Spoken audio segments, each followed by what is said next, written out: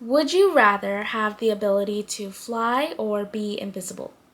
Would you rather be able to speak to animals like this chick or speak every human language fluently? Okay, last one. Would you rather go back to the same version of the ex you went no contact with or stay disciplined and find a love that's 10 times better? Maintaining no contact is easy when you have self-will and look at things objectively. Welcome or welcome back. My name is Tiara, and on this channel we glow up internally and have fun doing it. And before we dive in, I just want to clarify that reaching out to an ex or being friends with them again isn't always a bad idea, but I definitely think that it depends on the situation. This video is for those of you that know deep down that you only want to go back to your ex to fill a void, not because you truly believe they've changed. Or maybe you just, I don't know, like seeing my face every week and hearing my voice? Oh no! No, but seriously, if you're thinking about breaking no contact, my goal is to get you to understand why. Because if your energy is coming from a place of loneliness, lack, needing validation, or desperation, it's time to shift your attention back to you and focus on self-awareness. Step 1. Understand your why. Remind yourself why you're in no contact and then ask yourself why you want to break it in the first place. And don't give me an answer like, I just miss them, or it's their birthday today. Because that's not good enough. Like, I feel like one of the biggest reasons why we want to break no contact is because we put our exes on a pedestal. We fully believe that they're perfect or they're our soulmate, and then we blame ourselves for the breakup, or we seek validation from their response. If things didn't work out with a person, we need to learn to accept that.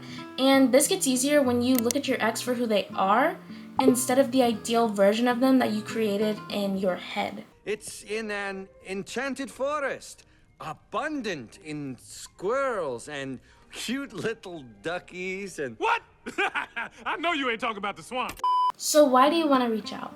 For me, I had a scarcity mindset. I thought that I was never going to find someone again who would like me, even though I was barely 21 at the time of my breakup.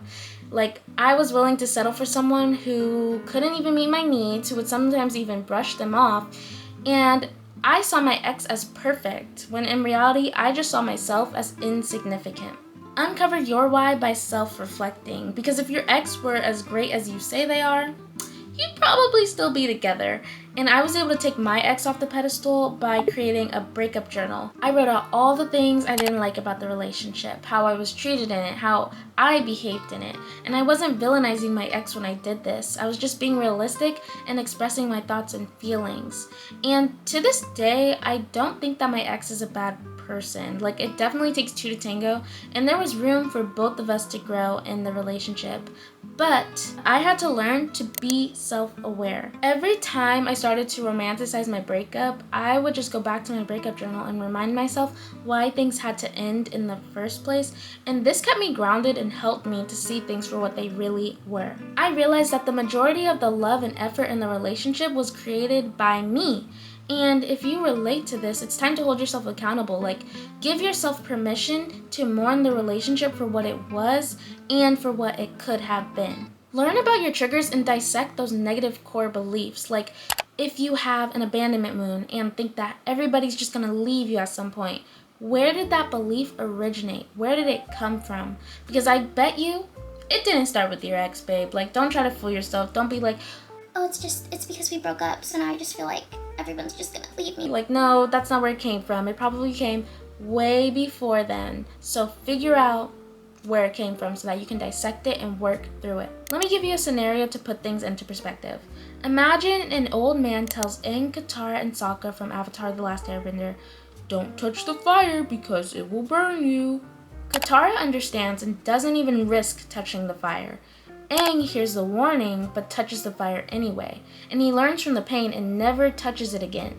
Sokka, on the other hand, touches the fire and keeps going back to touch it over and over again. He's stuck repeating the same negative pattern, hoping for a different result. If you keep returning to situations or people that hurt you, my goal is to make you aware so that you're not running on subconscious autopilot. Step 3.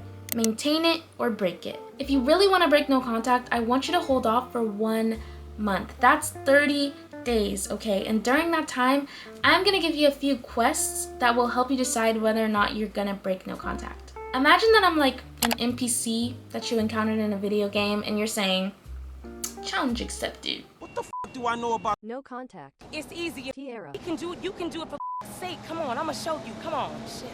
Hi, then? Shit. First, surround yourself with friends and family that genuinely love and care about you. The ones who consistently show up and have proven time and time again that you matter. This will reaffirm that you can find safety and comfort outside of your ex. Second, get yourself a journal and call it your no contact journal. Every time you get the urge to reach out to your ex, write down everything you want to say to them in this journal. This will allow you to get your thoughts out instead of ruminating on them. Third, challenge yourself with daily mindfulness practices.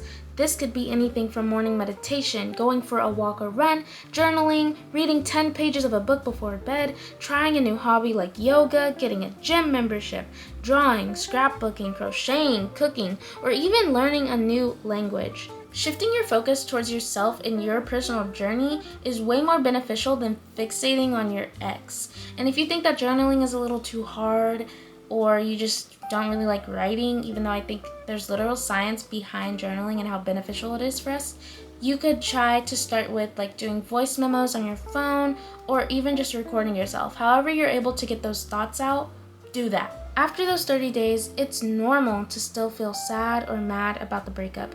Your feelings are valid. But if you've taken the time to focus on yourself, you'll probably have less of an urge to reach out to your ex, and you won't be driven by desperation, loneliness, or lack. Ask yourself, would you rather resume contact with someone who hasn't changed or improved since the breakup? Would you rather go back to having the same issues that you had before going no contact? Healing requires you to move away from the things that hurt you. I'm not trying to tell you what to do, okay? I am not qualified to make decisions for you, and I don't want to paint your ex as a bad person. I don't know your situation. I'm just trying to give you the same advice I'd want a friend to give me. I established no contact with my ex earlier this year, and I haven't reached out because I learned not to rely on my ex for happiness or validation. I'm focused on self-love, and I've detached from the past. If you still want to reach out to your ex, make sure that it's for the right reasons and not just to fill a void inside you. And I don't want you coming in my comments like, But Tiara, absence just makes the heart grow fonder, and no contact can just really suck. yes, your feelings are valid, but you need to trust that everything unfolds in divine timing. This could mean that if you and your ex reconnect someday, the internal work that you've done while apart will just make you more aligned, because it's like, oh, look, I did the work, you did the work. Maybe this relationship could work out better this time. Or you could find someone that's better suited for you and be an improved version of yourself. It's a win-win situation when you're focused on you. So don't lose yourself in the process of losing another person. Thank you so much for watching. If you like this video, prove it by giving it a thumbs up, and leave a sparkle emoji in the comments if you are accepting my challenge of maintaining no contact. And I'll see you in the next video. Peace out, travelers. Where's my boy? My boy! Where's my boy? 11!